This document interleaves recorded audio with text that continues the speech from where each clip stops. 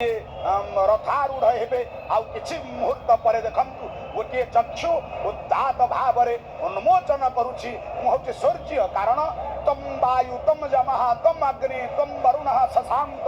प्रजापति पितामहश्च हे महाप्रभु। अर्जुन देखला कहला प्रभु मु केडे बड़ भूल कली मु जानी पारिलिनी तुमको सखेति मत्वांग प्रसभं जदुगत हे कृष्ण हे जादव हे सखेति अजानतां महि भागवत वेदं मया प्रमादात् प्रणयेन वापि अजनारे जो अपराध करिछि पुआ बोली डाकिछि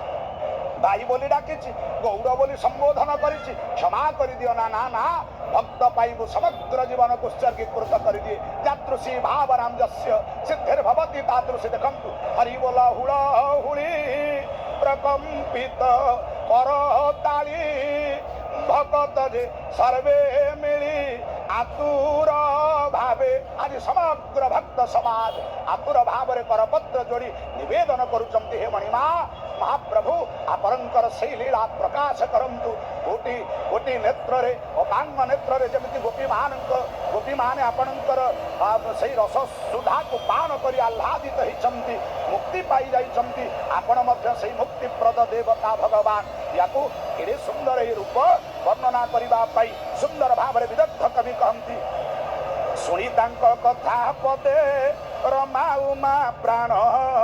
बिकिबे पादे सजनी गो सची नर बसिबे इंद्र पदे सजनी गो। ये सुंदर कथा भगवान जो मधुर कथा श्रवण कला परे उमा रमा ये प्राण बिकी देवे हो गोटी कंदर्प नेत्र भ्रम सृष्टि करुवा विभ्रम मत कांति ये विभ्रम चेतना ये मुखमंडल जदि गोटे पद्म हुए मन रूपक भ्रमर जाई सुंदर भाव मधु आस्वादन करिब पद मुख पद्मरु महाप्रभुंकर खाली सेतिकी कौन देखिले पतिवरती दंभ घेनी आच रिबे पिरती सजनी गो नाग नारी छिवे सुरथी कोटि कोटि जन को जे किणी पारे जांकर नेत्र पटलर चाहाणी कोटि कोटि जनता वर्गं को विहोलित करि पारे कोटि ओडिया चाहे हे महाप्रभु आपणकर नेत्र दुईटा टिके देखि दियंतु कारण जे जो भाव रे जाहे भगवान ताको सेही भाव रे देखा दियंती आपण पुअर बाहागर करिवे जाई महाप्रभु जगन्नाथ पाखरे समर्पित हेबे हे कोटि मढु ओडियार बहुर मणि आम प्राणर केन्द्र स्थल मो पुअ बाहागर करिवि आपण को लागिबो प्रभु हसी दउचंती एवं आनंदित ही जाउचंती आपणक नेत्र पटल भितरे जा जा तो पुअर बाहागर शुभंकर हो प्रभु एवं जेतबेले मार श्राद्ध करिवे वार्षिक श्राद्ध दबा बेले जाई पहुंचबे कहिबे हे कालिया शांत काली मो मार श्राद्ध उत्सव पालन करी से कालिया शांत समवेदन जनइबे आखिर धार धार नुह बहीज अरे माँ मम माता तब माता ये जगत भितर मो माँ किए तो माँ किए परस्पर भितर विद्वेष नाही आमे समस्ते एक कारण आत्मा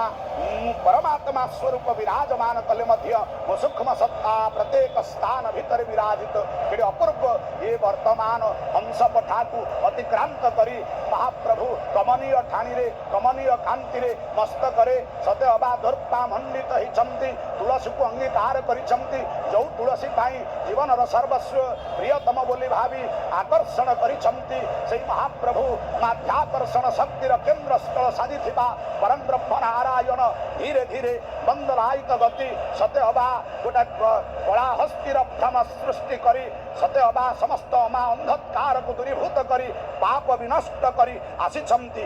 तेणु किए कहे महाप्रभुंकर पाद नाही न पाद पानी न उपस्थ काया बिनु पद चलई सुनई बिनु काना किंतु प्रभु आज दर्शई दौचंती देख रे देख मु चली पारे मु सुनी पारे मु कही पारे मु देखी पारे समस्त शक्ति मु ब्रह्म ब्रह्म